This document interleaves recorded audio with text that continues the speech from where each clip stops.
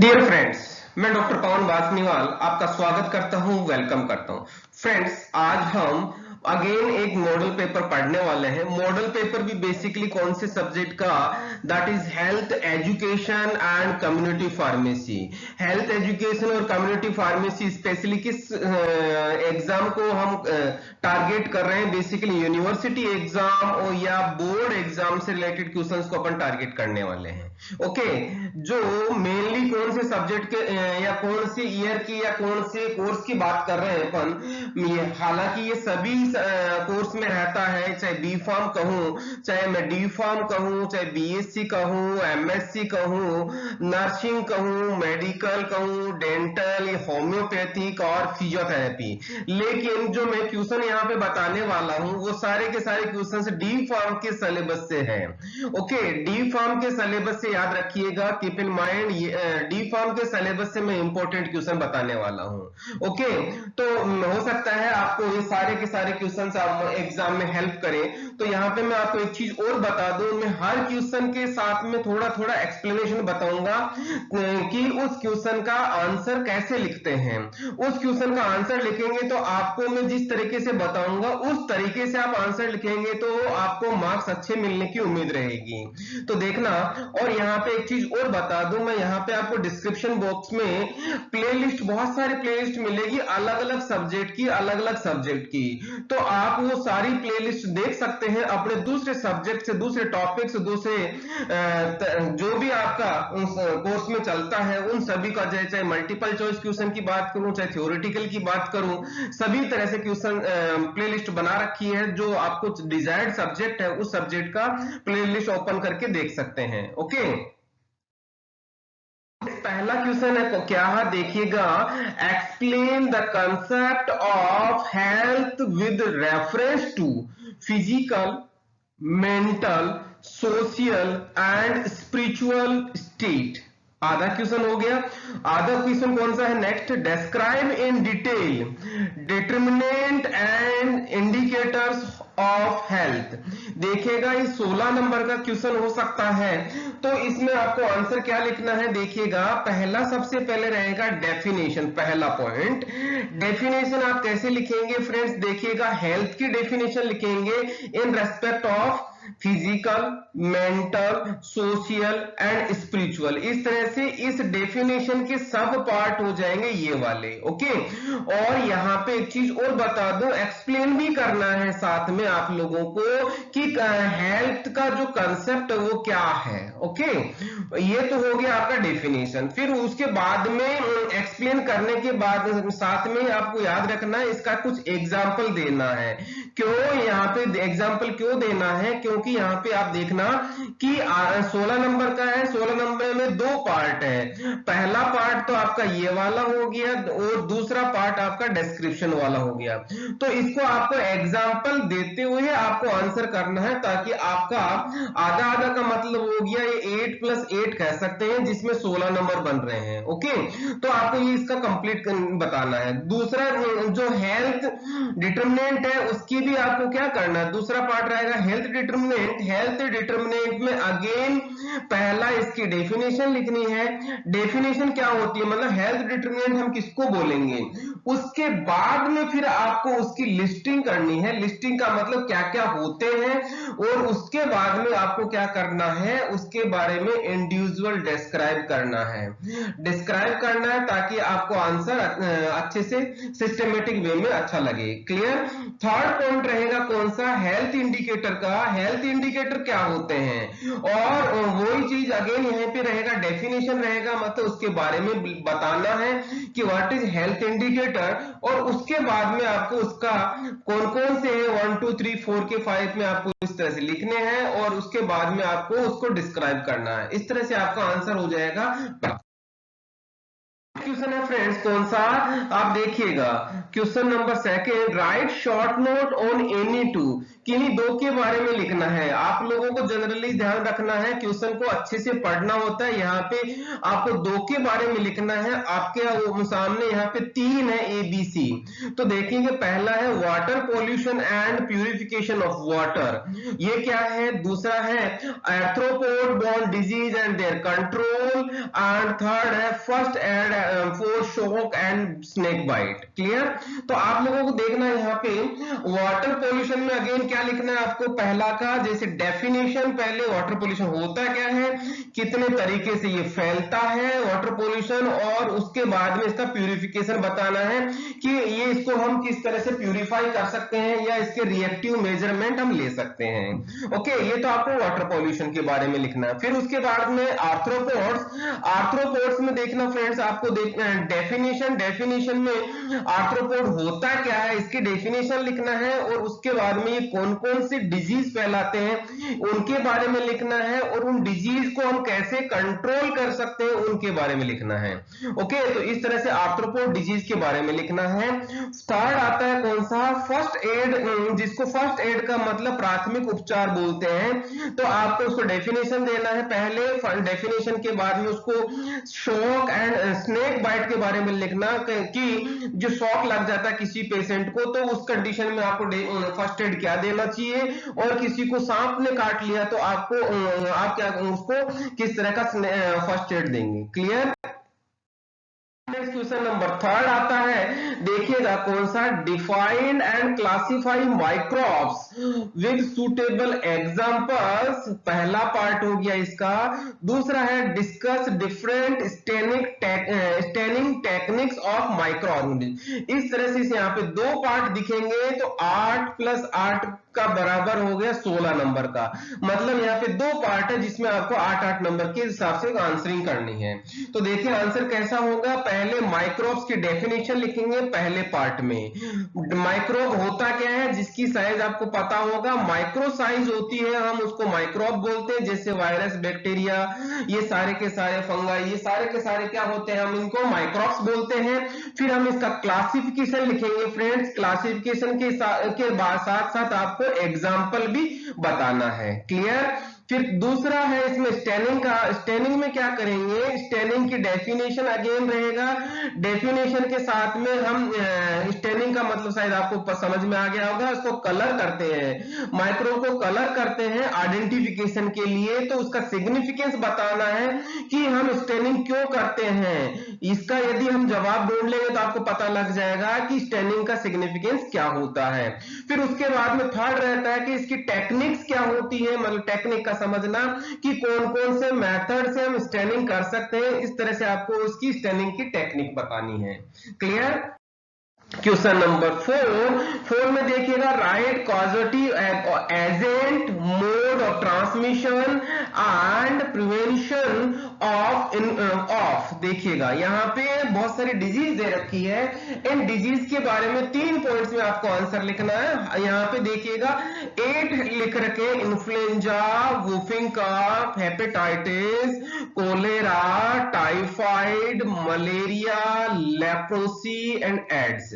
Okay, तो ध्यान दीजिएगा यहाँ पे 8 है, तो इसका मतलब 2 मल्टीप्लाई बाय 8 × 16, इसका मतलब हर क्वेश्चन यहाँ पे 2-2 नंबर का है। तो आपको आंसर भी इसी हिसाब से लिखना है। पहला इसका कॉजेटिव ऑर्गेनिज्म कि किससे के द्वारा फैलता है, और उसके बाद में mode of transmission, mode of transmission का मतलब ये कैसे फैलता है, और उसके बाद में ये प्रिवेंशन, प्रिवेंशन का मतलब समझना कि इसको हम कैसे रोक सकते हैं। तो यहाँ पे आपको ध्यान रहे, यहाँ पे 2-2 नंबर का सवाल है, तो इसमें आपको एक-एक सेंटेंस में यहाँ पे आंसर करना हर डिजीज के बारे में, तो आपका आंसर कंप्लीट हो जाएगा। और मेरा विश्वास है आपको यदि टू द पॉइंट आंसर करेंगे तो यहाँ पे आपको 16 में से 16 नंबर मिलने की पूरी गुंजाइश रहेगी। ओके, देखिएगा फ्रेंड्स क्वेश्चन नंबर 5 कौन सा, right short note on any two, keep in mind यहाँ पे देखिएगा केवल दो पे, किसी दो पे ही आपको आंसर करना है, इसलिए यहाँ पे 8 + 8 लिखा हुआ है। ओके, तो देखिएगा पहला डायबिटीज की लिखा हुआ है ए, दूसरा कॉन्ट्रासेप्टिव मेथड्स लिखा हुआ है, थर्ड है demography and family planning. Clear? तो आंसर आपको कैसे लिखना है, डायबिटीज क्या होता है पहला पॉइंट में लिखेंगे, डायबिटीज होता क्या है, यहाँ पे डेफिनेशन लिखेंगे, मींस उसकी कौन सी कंडीशन है, डेफिनेशन के साथ में इसके आपको सिम्टम्स भी लिखने हैं। सिम्टम्स लिखने के बाद में आपको क्या करना है, उसकी पैथोफिजियोलॉजी बतानी है। पैथोफिजियोलॉजी का मतलब वो कैसे होती है, वो कैसे होती है वो चीज बतानी है आपको। तो मैंने आपको हिंदी में लिखा है, लेकिन आपको आंसर शायद आपका इंग्लिश ही रहेगा, तो आपको इंग्लिश में ही लिखना है। ओके, तो कैसे होती है मतलब how it become a disease, उस तरह से आपको आंसर करना है। क्लियर? फिर उसके बाद में है second question, that is contraceptive methods. Contraceptive में कॉन्ट्रासेप्टिव का मतलब क्या होता है वो हम डेफिनेशन में लिखेंगे, और फिर उसके बाद में डिफरेंट मेथड लिख सकते हैं। मेथड में कौन से, जैसे मैकेनिकल है, केमिकल है, केमिकल में ओरल कॉन्ट्रासेप्टिव आते हैं, ये सारी की सारी चीज आपको ध्यान रखनी है, उनको लिस्टिंग करनी है और उसके बारे में डिस्क्राइब करना है कौन सा कैसा है। ओके, फिर थर्ड क्वेश्चन आता है कौन सा, डेमोग्राफी का। डेमोग्राफी में आप याद रखिएगा सबसे पहले इसमें डेफिनेशन और वो किस तरह से इसकी साइकिल चलती है, साइकिल के साथ में आपको इसमें फैमिली प्लानिंग में इसका क्या सिग्निफिकेंस है, ये चीज आपको लिखनी है। ओके, तो इस तरह से आपका क्वेश्चन नंबर 5 हो जाएगा। ध्यान रखिएगा मैंने आपको आंसर तीनों का बताया है, लेकिन आपको किन्हीं 2 क्वेश्चन का आंसर लिखना है। ओके, तो ये चीज आपको ध्यान रखनी है। नंबर 6 की बात करें friends, discuss scope and methods of epidemiology.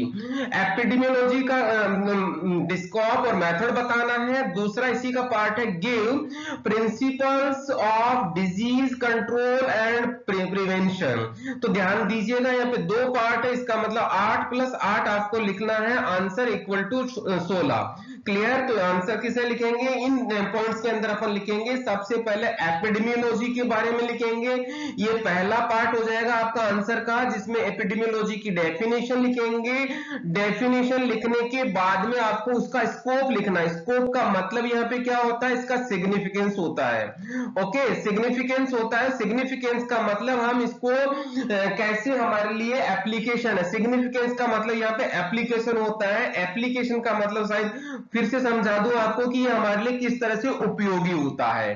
Okay, और इसके बाद में इसके डिफरेंट मेथड्स होते हैं, वो मेथड्स आपको कैसे लिखना है, पॉइंट वाइज लिखना है। पॉइंट वाइज लिख के आपको उनके बारे में डिस्क्रिप्शन देना है, उनके बारे में लिख के आपको इस तरह से डिस्क्रिप्शन देना है। इस तरह से सिस्टमेटिक आंसर लिखेंगे, आपको मार्क्स ज्यादा मिलने की उम्मीद रहेगी। सिमिलरली आपको दूसरा part that is B, disease control. Disease control basically होता क्या है, मींस आपको डिजीज को कंट्रोल करने की जो तरीका होता है उसको डेफिनेशन में लिखेंगे, डिजीज कंट्रोल हो गया। और उसके बाद में हम प्रिंसिपल्स लिखेंगे, डिफरेंट प्रिंसिपल्स, कौन कौन से प्रिंसिपल है वो प्रिंसिपल लिख के उनके बारे में आपको डिस्क्राइब करना है कि उससे हम किस तरह से उस पर्टिकुलर डिजीज को हम कैसे उसको प्रिवेंट कर सकते हैं, फैलने से बच सकते हैं। ओके, नंबर 7 आता है फ्रेंड्स कौन सा, ए और बी। यहाँ पे 2 पार्ट है, गिव डिटेल्ड रूट और डिसइंफेक्शन प्रोसीजर फॉर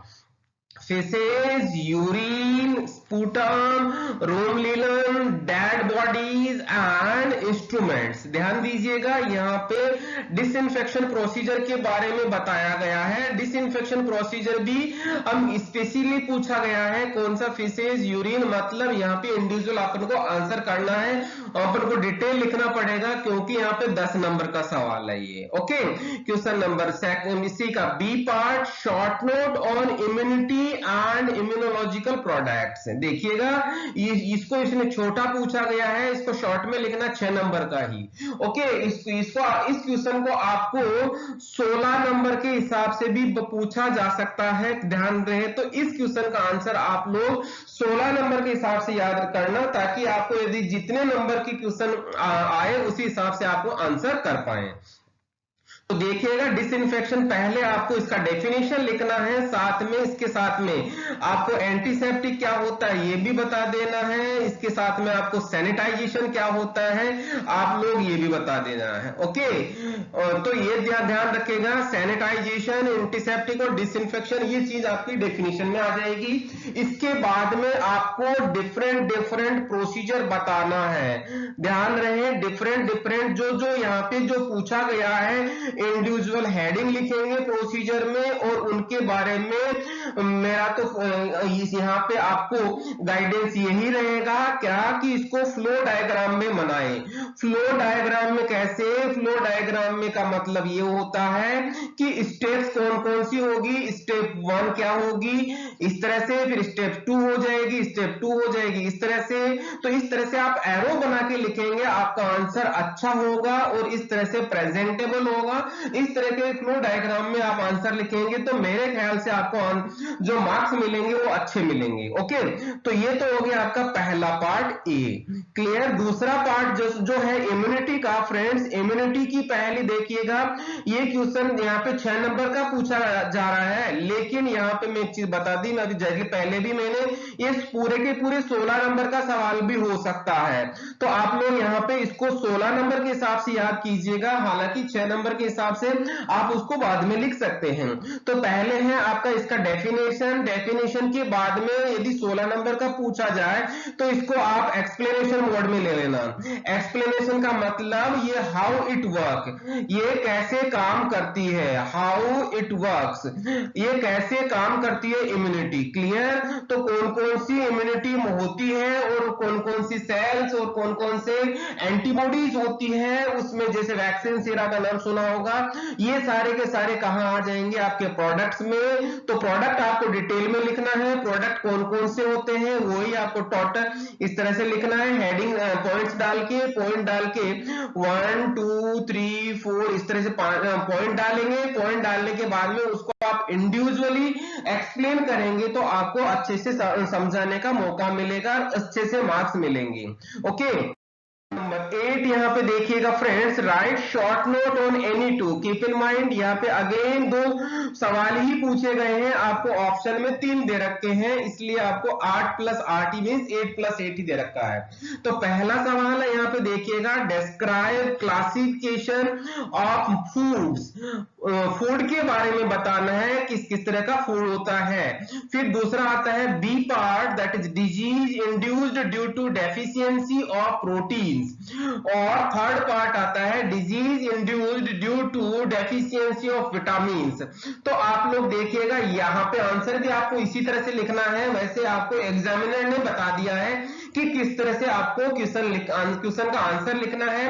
पहले तो हम बात करेंगे फूड क्या होता है, डिजीज उसका डेफिनेशन लिखेंगे, और शॉर्ट में आपको उसका डेफिनेशन लिखने के बाद में उसका क्लासिफिकेशन करेंगे कि फूड आइटम्स कौन कौन से हो सकते हैं, और उनके क्लासिफिकेशन में भी वो ध्यान रखना है, पॉइंट वाइज लिखना है। पॉइंट वाइज लिखने के साथ में ही आपको उन सभी का कुछ न कुछ एग्जाम्पल देना है, एग्जाम्पल देने से आपका आंसर और अच्छा बन जाता है। ओके, तो ये तो हो गया फूड से रिलेटेड। दूसरा बी पार्ट है प्रोटीन से रिलेटेड, इसकी डेफिनेशन लिखेंगे।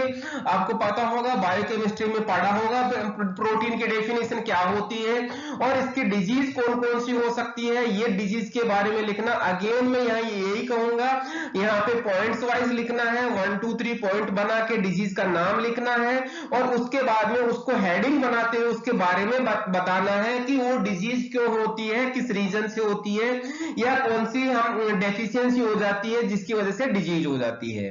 ओके, फिर आता है नेक्स्ट सिमिलरली विटामिन के बारे में, ये भी आपने बायोकेमिस्ट्री का पार्ट बन जाता है। डेफिनेशन के लिखते हुए आपको डिजीज लिखना है अगेन, और डिजीज आपको कैसे लिखना है, आप शायद विटामिन का क्लासिफिकेशन देखेंगे तो वाटर सोल्यूबल और फैट सोल्यूबल विटामिन होती है, उसके हिसाब से भी आप यहाँ पे डिजीज लिख सकते हैं कि किस तरह से क्लासिफाई करते हुए आपको डिजीज के बारे में लिखना। पॉइंट वाइज लिख के आपको उसका एक्सप्लेनेशन देना है। ओके, एक्सप्लेनेशन दोगे तो आपको आंसर अच्छा बन जाएगा, एग्जाम्पल दोगे और अच्छा बन जाएगा, और मार्क्स उससे वैसे अच्छे मिलेंगे। ओके, यहाँ पे मैं आपको बहुत बहुत धन्यवाद दूंगा, आपने पूरा वीडियो देखा। और मैं यहाँ पे एक रिक्वेस्ट जरूर करूंगा, यदि आपको ये क्वेश्चंस अच्छे लगे तो आपका एक लाइक और एक कमेंट बॉक्स में कमेंट जरूर कीजिएगा। फ्रेंड सर्किल में आप अपने इस वीडियो को शेयर जरूर करना। यदि अब तक आपने चैनल को सब्सक्राइब नहीं किया तो फ्रेंड्स आप चैनल को सब्सक्राइब करना, ताकि मैं जब भी नया वीडियो डालूं तो आपको अच्छे से इमीडिएटली अलर्ट मिल जाए। अलर्ट मिलने के लिए मैं आपको कहूंगा क्या कि बेल आइकन को जहां पे सब्सक्रिप्शन देते हो करते हो उसके बगल में एक बेल होती है, उसको इनेबल कर देना। जैसे बेल आइकन इनेबल होगा तो मैं जब भी नया वीडियो डालूंगा तो आपको इमीडिएटली अलर्ट मिल जाएगा। वो आपका ही सब्जेक्ट का होगा, तो उसको आप आराम से पढ़ सकते हैं। ओके, तो मैं यहाँ पे बहुत बहुत धन्यवाद देना चाहूंगा अगेन। और मैं फिर से नए क्वेश्चंस और नए थ्योरी, नए ऑब्जेक्टिव किस तरह के क्वेश्चंस लेके आऊंगा। कमेंट बॉक्स में आप वो भी कमेंट कर सकते हैं जो आप मेरे से कोई टॉपिक पढ़ना चाहते हैं। Okay, thank you.